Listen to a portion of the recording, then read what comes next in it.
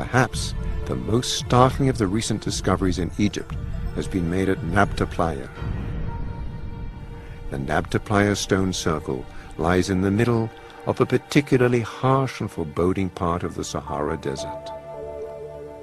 Although it had been thoroughly catalogued and meticulously measured, it would be many years later before the complex astrophysical function of this mysterious site would be discovered. Astrophysicist Thomas Brophy discusses this revolutionary discovery in his book, The Origin Map, Discovery of a Prehistoric Megalithic Astrophysical Map and Sculpture of the Universe. It's becoming clear in the new sub-science or sub-discipline of archaeoastronomy that sophisticated astronomical knowledge existed in very, very ancient times, beginning with a book called Hamlet's Mill, published in 1968 by MIT historians of science Giorgio de Santillana and Herta van Dekend. It was found that extremely sophisticated astronomy was coded into the mythologies and legends of very ancient peoples. Perhaps most significant is that the ancients recognized and employed what is called a precession of the equinoxes in their myths, in their legends, and in their constructions.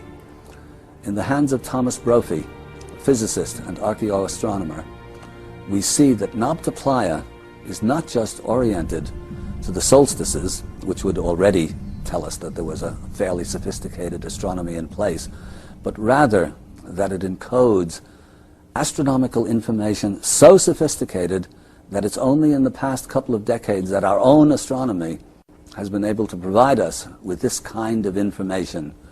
These crude stones, some of them in the form of a circle and others in outlying megaliths, other stones buried in the silts, still other pieces of carved bedrock, in Brophy's analysis become a kind of living planetarium, a stone observatory in which these ancient Egyptians could keep track of the movements of the heavens over periods of thousands of years. We met Mr. Brophy near his home in Encinitas, California, to demonstrate his findings. Okay, we're looking at a mock-up of the calendar circle at Nabطة. The mock-up is to the correct size. It's about 12 feet across, and these standing stones are very roughly to the size of the stones that were found there. The real circle, the stones are all a little bit different size, but they're roughly like this, and they're in the positions that we've laid them out here. And we've marked the circular edge stones with these beach cobblestones. First, the obvious thing are these two gates or windows or sight lines on the edges of the circle. One, I'm standing on the north-south sight line window. I'm standing on the north end, looking south. The other sight line window is the northeast to southwest window. So you got these two windows. And it turns out that that one points very well to the summer solstice sunrise. So on summer solstice, you would see the sunrise. You could see through the gate, if you were actually watching it, or you could stand and watch the shadows, marking it like a sun dagger, perhaps, showing the summer solstice sun rising through that gate. And this one you could call a meridian sight line window, the meridian being the north-south line. So what I wanted to determine was, what's the meaning of those 6 standing stones in the center of the circle? And it turns out, since we're thinking astronomically, if you just think of a possible star viewing diagram, there's something that fits really nicely with what those stones could mean.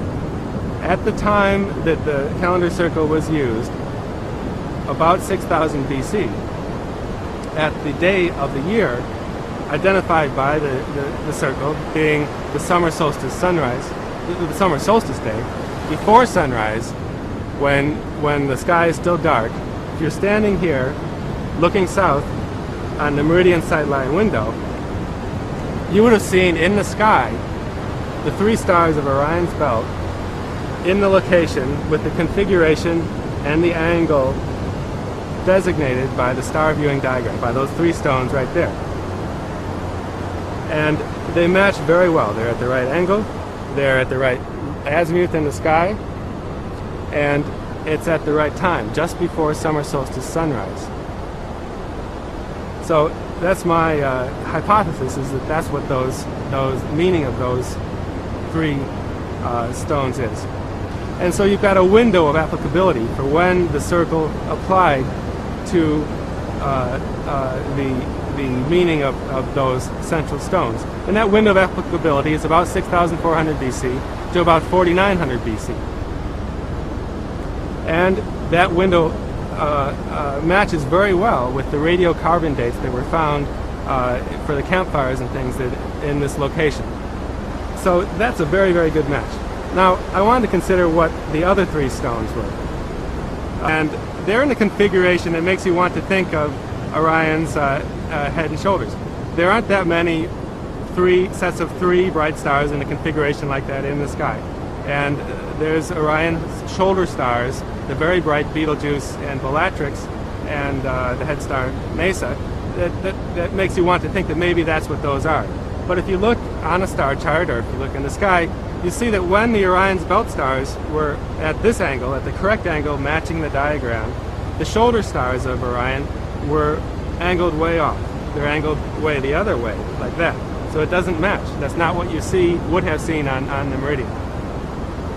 But considering further whether that could be them, the second point is that the Orion's belt stars match not only during the radiocarbon date of the calendar circle and during the right time of year and the right time of day as designated by the sightline windows, but they're actually at an extremum. They're when the angle of their angle on the meridian is at its minimum throughout the whole 25,000 year precession cycle. Okay, so the angle at which you see a constellation in the sky on the meridian changes over the years due to the precession. And they go through a whole tilting cycle every 25,000 years roughly. And so the Orion's belt stars match the viewing diagram very perfectly in the window 6400 to 4900 BC when they're at their minimum tilt. So if we look at in the sky, as you would have seen, the shoulder stars of Orion, when the constellation was at its maximum tilt the other way, they would have matched this configuration in the star viewing diagram. So that's a hypothesis, is that's what all six of those central stones mean. The Orion's belt stars at one extremum in the window of time 6400 to 4900 BC, and the shoulder and head star of Orion at the other extremum of the precession tilt around 16,500 BC. You would have gone through a similar viewing sequence where you would have seen the shoulder and head star of Orion with that configuration on the meridian at the right place as seen in the diagram and at the right time, this time as marking the winter solstice sunset rather than the summer solstice sunrise. So that's the hypothesis. Now we've got the meaning of all the six center stones of the calendar circle, a good hypothesis for that. And there's other interesting things about this circle.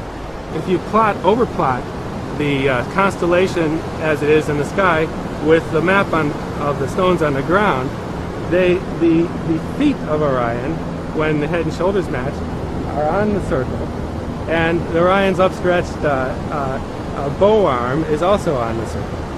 And when the belt stars match, you get another set of matching, roughly the right size, except a bigger man figure.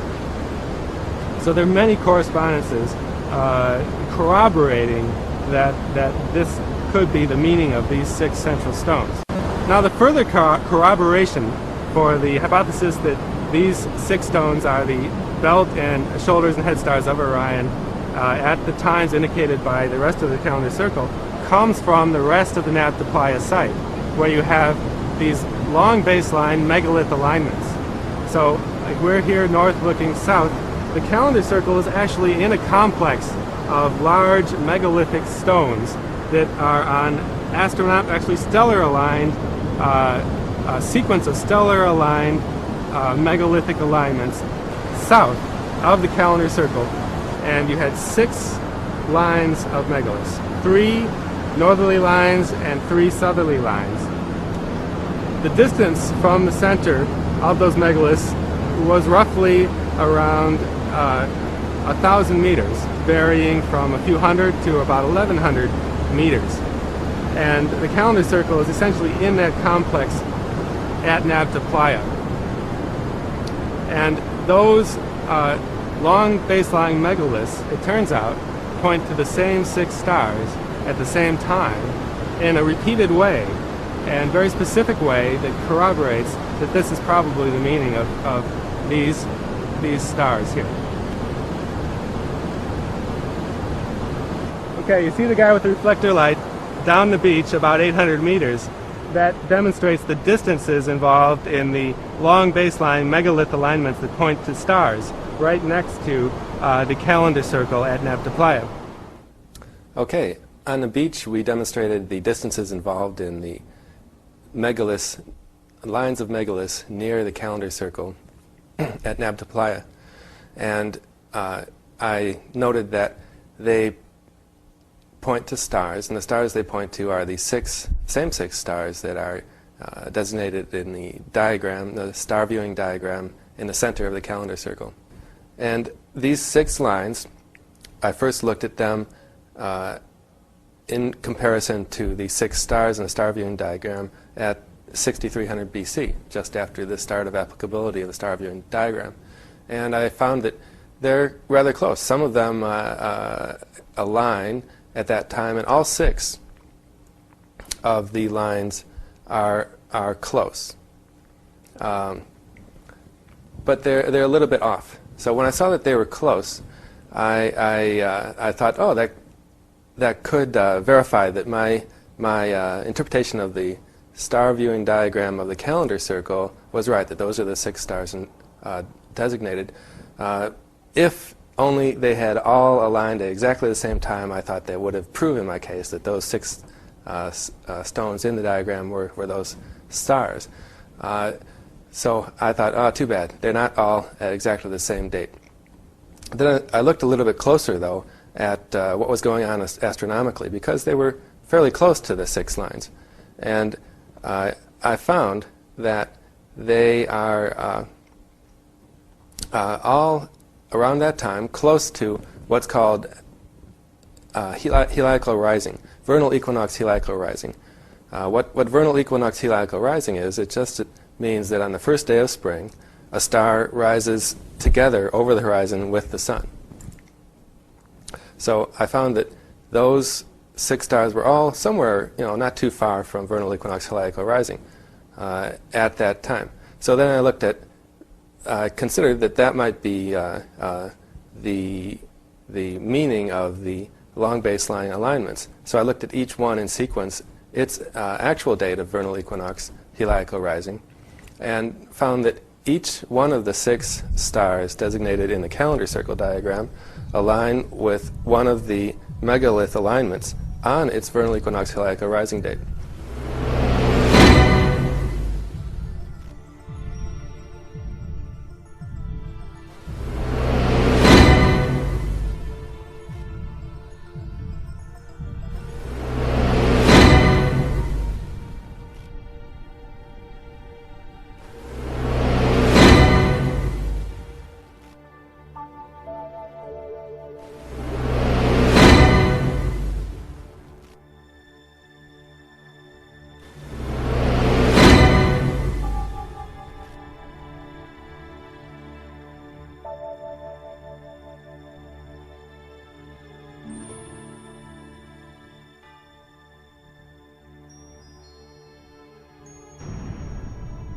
So that given, finding out that is the meaning of those this megalithic complex with such high likelihood led me to keep studying what else might be meant by the megalithic structures.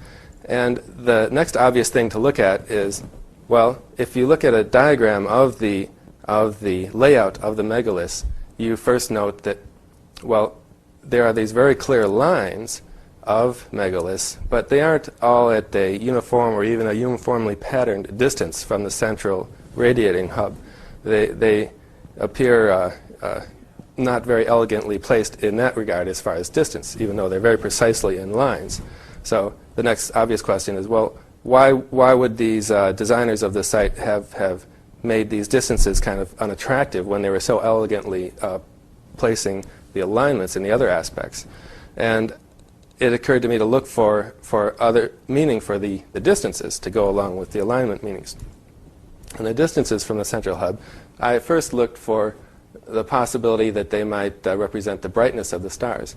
Maybe the brightest star, Betelgeuse, would be the closest one or the farthest one as far as represented by the megaliths. But they weren't. It didn't work out that way. That didn't seem to be the pattern.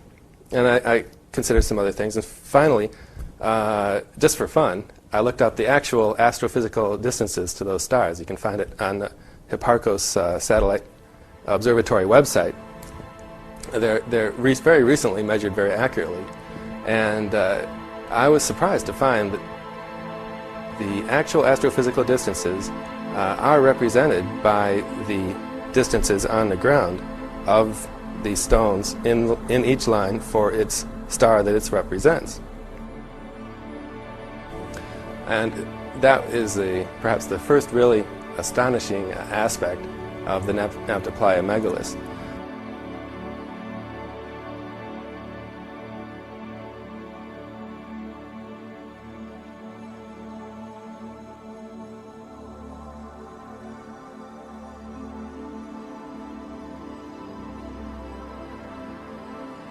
They match up very well. In fact, our knowledge of some of these 6 stars' distances, especially the further ones, the Orion's belt stars, is not that good. We have sizably quoted standard error deviation in the locations of those.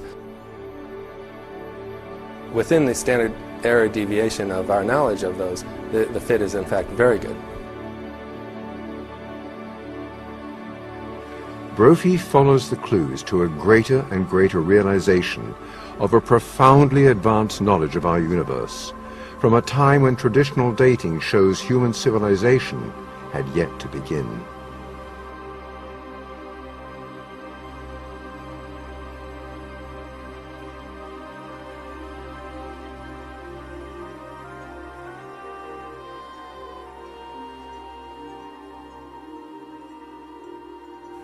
If Brophy's interpretation is correct, it may signal a radical paradigm shift in our understanding of our ancient past.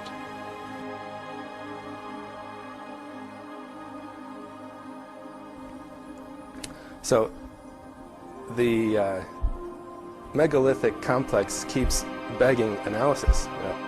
The ancient obsession with the stars takes its place among the many other misunderstood practices of these mysterious ancients, initially misunderstood as acts and works of primitive superstition. In almost every case, when advances in our own science raised our understanding to a sufficient level, we were forced into reclassification of these ancient practices, not as acts and works of primitive superstition, but instead as evidence of an extremely high degree of sophistication, development, and a deep knowledge of the innermost secrets of our universe.